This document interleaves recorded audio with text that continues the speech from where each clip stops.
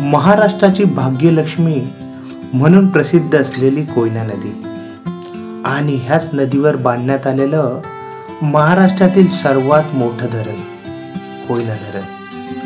कोयना धरणाच्या अथांग पसरलेल्या जलाशयाला शिवसागर ह्या नावाने सुद्धा संबोधतात आणि ह्याच जलाशयाच्या दुसऱ्या टोकाला तापोळा नावाचे सुंदर असे गाव आहे.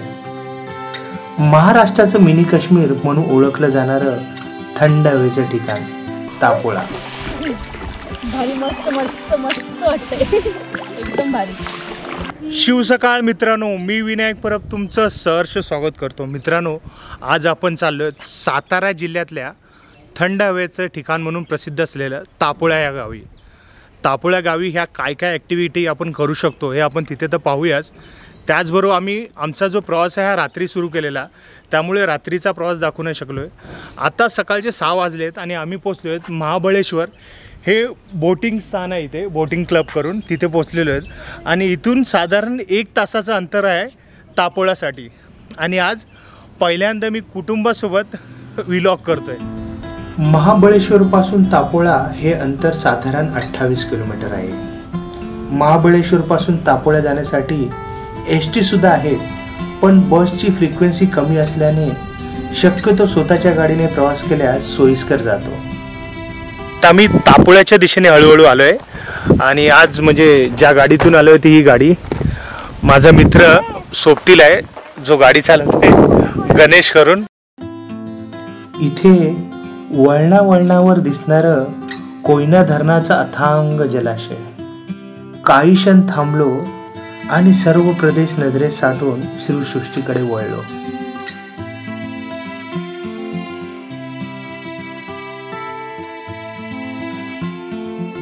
दोन दिवसाच्या स्टेसाठी तापोळ्यातील शिवसृष्टी ॲग्रो टुरिझमची निवड केलेली.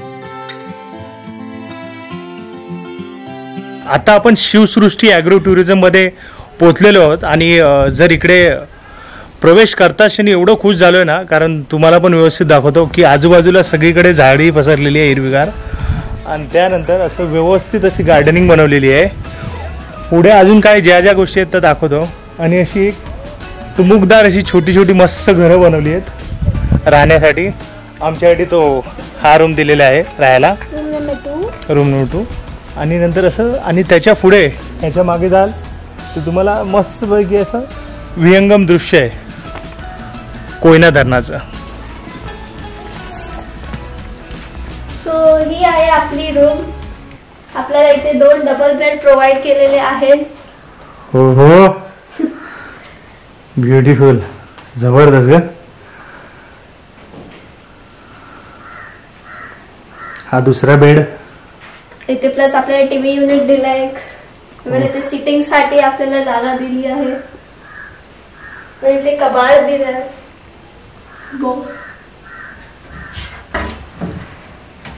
लोकांनी आपल्याला ब्लँकेट्स पण प्रोव्हाइड केलेले आहेत.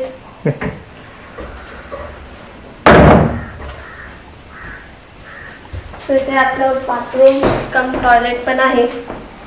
ओहो, हाय स्पेस.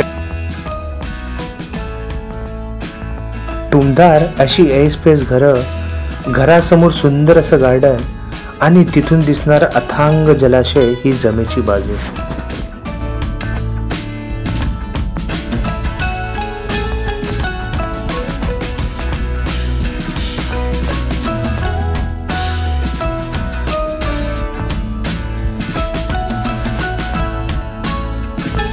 सकाळी लवकर पोचल्यामुळे आम्ही फ्रेश होऊन चहा, नाश्ता आणि नंतर दुपारी जेवण करून आम्ही काही वेळ आराम केला आणि 3 वाजता बोटिंगसाठी जाण्याचं ठरवलं.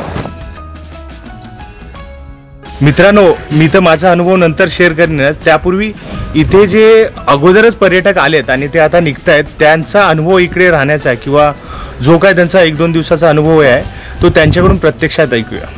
तुमचं नाव काय? अभिषेक पाटक. कुठून? पुण्यावरून आलो. पुण्यावरून. आणि काका? कामतकर, नागेश कामतकर. नागेश कामतकर. तुम्ही पण पुणेच? ओके, कुटुंबच आहे. थोडंफार सांगता का, म्हणजे तुम्ही कधी आलेला आहात? कारण कसा माझा तर अनुभव आहेच, आता माझी तर सुरुवातच आहे, 1-2 दिवसात मला कळेल, पण तुमचा जाणून घ्यायला आवडेल की 1-2 दिवसात तुम्ही ऍक्टिव्हिटी किंवा तुमचा अनुभव कसा आहे राहण्याचा, जेवण्याचा. ओके. तर आम्ही प्रथम महाबळेश्वरसाठी लुकआउट केलं, तिथे पॉईंट्स बघितले. मग तिथे कळालं की तापोला एक प्लेस आहे जे महाराष्ट्राचं मिनी काश्मीर म्हणून ओळखलं जातं. मग आमच्या मनात आलं की आपण तिथे व्हिजिट द्यावी, म्हणून आम्ही शिवसृष्टीमध्ये आलो आणि इथला एक्सपिरियन्स खरंच छान होता. आपण जी आपली लक्झरियस लाईफ असते, वर्क लाईफ बॅलन्स असतो, तो कुठेतरी आपण विसरतो आणि एक नवीन स्टार्ट करतो आपल्या आयुष्यासाठी. तर इथे वॉटर स्पोर्ट्स, राहण्याची उत्तम सोय, तुमचं जेवण नाश्ता महाराष्ट्रीयन पद्धतीचं सगळी सोय आहे. तुम्ही या इथे, रिलॅक्स व्हा आणि एका नवीन आयुष्याला सुरुवात करा. भारी भारी भारी. काही तुम्ही काय म्हणता, तुमच्या ह्या 2 दिवसाचा जुंदा जो राहण्याचा? फारच सुंदर वाटलं. इथं निसर्ग खूपच पाहण्यासारखा आहे आणि एकदम शांतता, अगदी एकदम खूप सुंदर वाटलं. आणि जेवण आणि ह्या हॉटेलमधली इथली सर्व्हिस खूप छान वाटली, एकदम मस्त. म्हणजे अगदी आपल्या घरीच आपण राहतो असं फील झालं. बरोबर बरोबर, खूप छान वाटलं. तुम्ही काय सांगता का तुमच्या अनुभव? ह्या हॉटेलच्या नावामध्ये सगळं आहे, शिव आहे आणि सृष्टी आहे. सृष्टी आहे, बरोबर. सृष्टीमध्ये तुम्हाला म्हणजे आपणास असं सांगण्यात येतं की तुम्ही प्रत्यक्ष अनुभव घ्या. आणि आम्हाला तर असं वाटलेलं हॉस्पिटॅलिटी खूपच छान आहे. मी स्पष्ट मालकाला म्हणालो चांगलं आहे. ठीक आहे, म्हणजे माझं पण तसंच मत होतं की तापोळा कुठेतरी महाराष्ट्रात आपल्या अशा काही गोष्टी आहेत कुठेतरी प्रमोट झाल्या पाहिजे, जेणेकरून काही गरज नाही. काश्मीरला जातात तर तापोळ्याला यायला काय हरकत नाही, किंवा आज अशा गोष्टी आहेत स्थानिकांना पण रोजगार भेटेल. आणि मी पण थोडा अचंबित झालो की इतका व्यवस्थित सगळी व्यवस्था केलेली आहे, किंवा राहण्याची व्यवस्था, आणि प्लस इथे कोयना डॅम पासून जे काय बॅकवॉटर पासून जे बनवलेलं आहे, तर ते खरंच इकडे अजून पर्यटन वाढू शकतो. आणि खूप खूप आभार तुमचे पण. धन्यवाद धन्यवाद. कधी आता चाललात तुम्ही? ठीक आहे, आम्ही उद्या किंवा आम्ही परवा जाणार आहोत. चला, धन्यवाद तुमच्या ओपिनियन.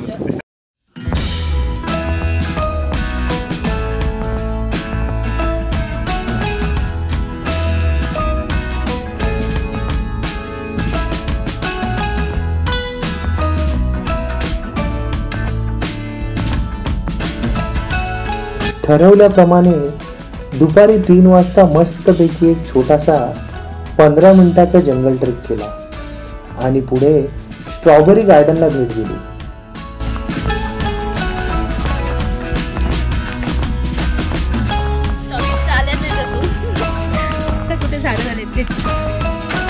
येतील डिसेंबर किंवा जानेवारीच्या पर्यंत येतील ते. माझ्यापेक्षा मुलांना बोटिंग कधी करतोय ती उत्सुकता लागली होती. पोरं लाईफ जॅकेट घालून तयार झालेत एक वेगळा अनुभव घ्यायला.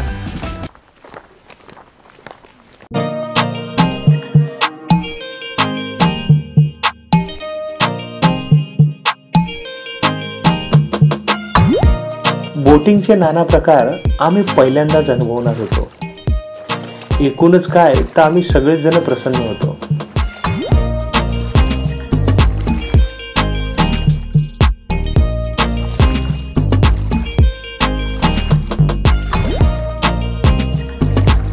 संत अशा निळाशार पाण्यावर बोटिंग करण्याचा अनुभवच किती भन्नाट वाटतो ना.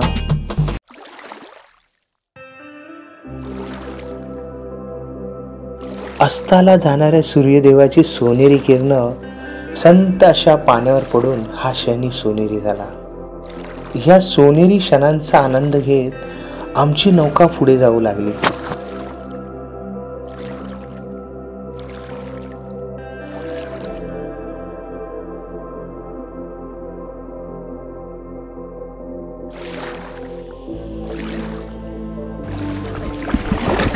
जबरदस्त अनुभव मित्रांनो. आमचं गृह मंत्रालय चालत आहे. वैभवी हो हो मस्त मस्त मस्त वाटते एकदम भारी.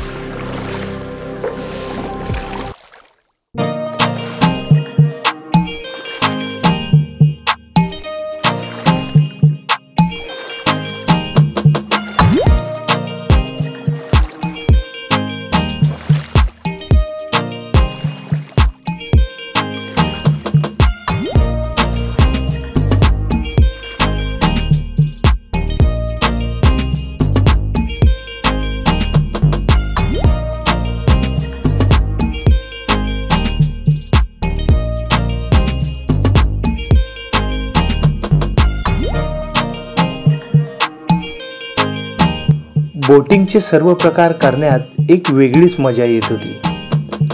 Kayaking, double boating, motor boating आणि शेवटी मस्तपैकी पाण्यात मनसोक्त पोहलं सुद्धा.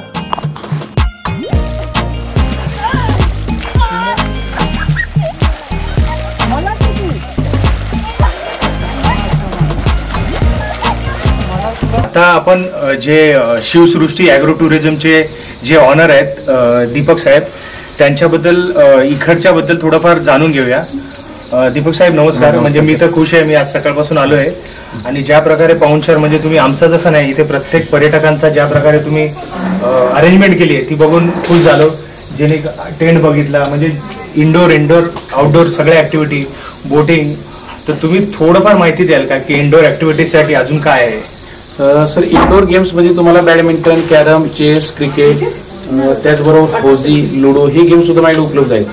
क्रिकेटसाठी वगैरे मोठं ग्राउंड आहे, प्लस हा एवढा मोठा सगळा लॉन एरिया आहे. माझा मुलगा क्रिकेट खेळत होता. प्लस स्ट्रॉबेरी गार्डन व्हिजिट आम्ही देतो, जंगल ट्रेकिंग अरेंज करून देतो, कायकिंग अरेंज करून देतो, नाईटला कॅम्पफायर असते. त्या ऑल ऍक्टिव्हिटीज आम्ही सगळ्या लोकांना अविस्मरणीय राहतील अशा करून देण्याचा प्रयत्न करतो. ठीक आहे. आणि दुसरी गोष्ट, आपल्या रूम मध्ये तर नॉन एसी आणि एसी सुद्धा आहे. हो बरोबर, दोन्ही आहेत. एसी सुद्धा आहे, नॉन एसी सुद्धा रूम आहे. आणि लोकांना जर काय टेंट वगैरे लागले तर ते आम्ही ऍडव्हेंचर ऍक्टिव्हिटी म्हणून लावूनही देऊ शकतो, काय लावून देऊ शकतो. कारण मी बघितलं आता माझ्यासाठी सुद्धा टेंट लावला जातो, जेणेकरून टेंटचा जो फिलिंग आहे ती पण मी तुम्हाला माझ्या व्हिडिओच्या माध्यमातून दाखवेन. आणि दीपक सर, खूप मी खुश झालो. मी तुम्हाला न सांगता मी एक दोन पर्यटक जात होते तेव्हा त्यांचा पण रिव्ह्यू घेतलाय आणि त्यांनी खूप चांगला रिव्ह्यू दिलाय. की मी सर माझ्याकडून जेवढं लोकांना देण्यासारखं आहे, लोक जे येतात माझ्याकडे माझ्या विश्वासावर येतात, ते त्यांचा विश्वास मी सार्थ करण्याचा नक्कीच प्रयत्न करतो. आणि आमची पण तीच इच्छा आहे की महाराष्ट्रातलं पर्यटन वाढव. म्हणजे आज महाराष्ट्रातलं जे पब्लिक आहे बाहेरच्या राज्यात जातं, बाहेरची राज्य जरी आपली जरी असली तर बाहेर ठिकाणी जातं. त्याच महाराष्ट्रात जर तापोळासारखं हे ठिकाण आहे, नक्कीच इकडच्या स्थानिकांना म्हणजे हॉटेलमध्ये गर्दी होईच. तुमचं जे शिवसृष्टी ॲग्रो टुरिझम आहे ज्या प्रकारे हँडल करताय, आणि त्याचबरोबर स्थानिकांना सुद्धा रोजगार भेटतोय किंवा हॉटेल जेव्हा अशी वाढतात तर कुठेतरी स्थानिकांना सुद्धा जवळपास माझ्याकडे 8 ते 10 लोकांचा स्टाफ आहे. हो.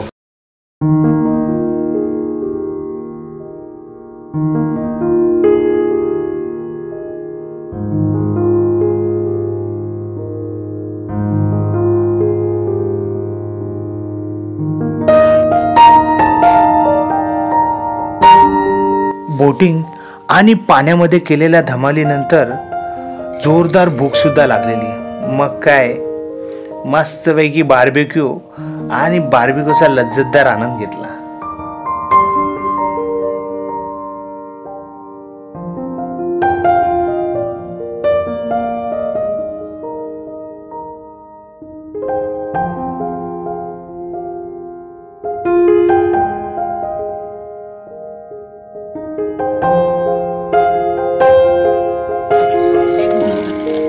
समू, आवडलं तुला?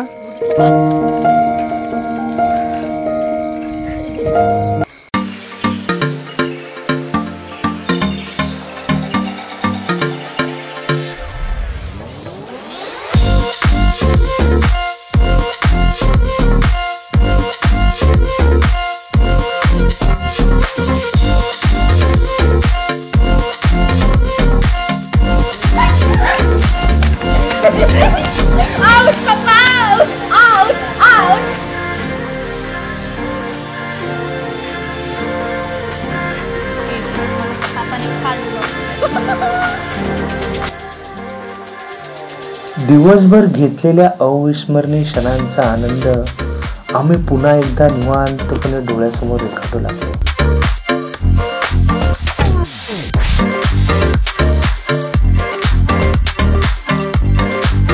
आत्ता कुठे रात्रीचे 11 वाजले. हवेतील गारवा आणि गुलाबी थंडी वाढत चाललेली. मग काय मित्रांनो, कॅम्प फायर.